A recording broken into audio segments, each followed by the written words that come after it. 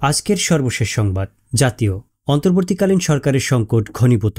অন্তর্বর্তীকালীন প্রধান উপদেষ্টা অধ্যাপক মোহাম্মদ ইউনূস সেনাবাহিনীর চাপ, রাজনৈতিক অস্থিরতা এবং প্রশাসনিক দুর্বলতার কারণে পদত্যাগের কথা ভাবছেন।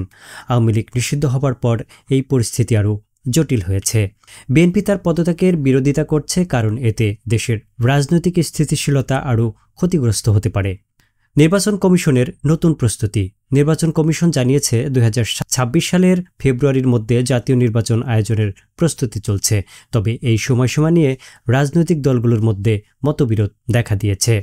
বিদ্যুৎ ঘাটতি ও লোডশেডিং। দেশজুড়ে চলছে দীর্ঘ লোডশেডিং। দিনে 4-5 ঘন্টা বিদ্যুৎ থাকে না। বিদ্যুৎ উৎপাদনে গ্যাসের ঘাটতি এবং পুরনো যন্ত্রপাতির সমস্যার মূল কারণ। চট্টগ্রাম মেডিকেলে চিকিৎসকদের কর্মবিরতি। চট্টগ্রাম মেডিকেল কলেজ হাসপাতালে এক ইন্টার্ন চিকিৎসকের উপর হামলার ঘটনায় চিকিৎসকদের ধর্মঘটে রূপ নিয়েছে। নিরাপত্তার দাবিতে রোগীরা সেবা থেকে বিঘ্নিত হচ্ছে। মেট্রো রেলের নতুন অংশ চালু হচ্ছে জুনে।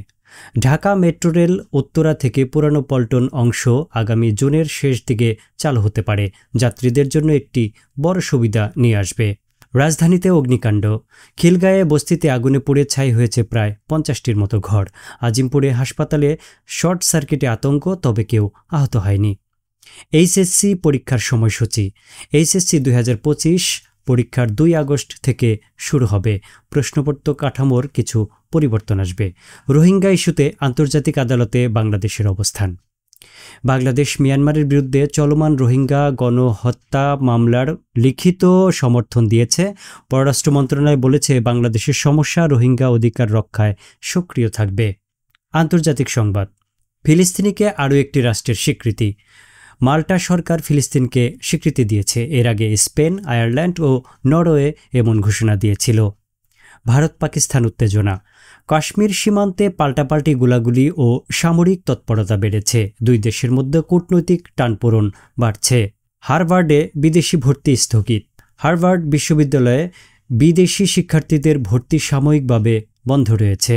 অভ্যন্তরীণ নীতিমালা পরিবর্তনের কারণে এই ঘোষণা দেয়া হয়। ঢাকায় চীনা দূতাবাস নাগরিকদের প্রতারণামূলক বিয়ে থেকে সতর্ক থাকতে বলেছেন। বেশ কিছু প্রতারণার মামলা চিহ্নিত হয়েছে। অর্থনৈতিক সংবাদ।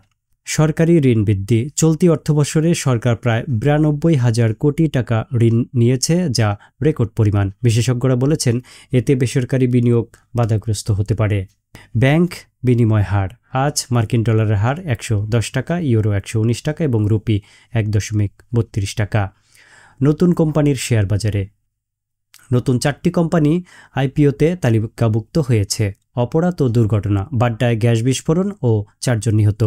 ঢাকার বাড্ডায় ভোরে একটি বাসায় গ্যাস লিকেজ থেকে বিস্ফোরণ ঘটে। এতে ওই একই পরিবারের 4 জন গুরুতর আহত হয়েছে। যাত্রাবাড়িতে ককটেল বিস্ফোরণ।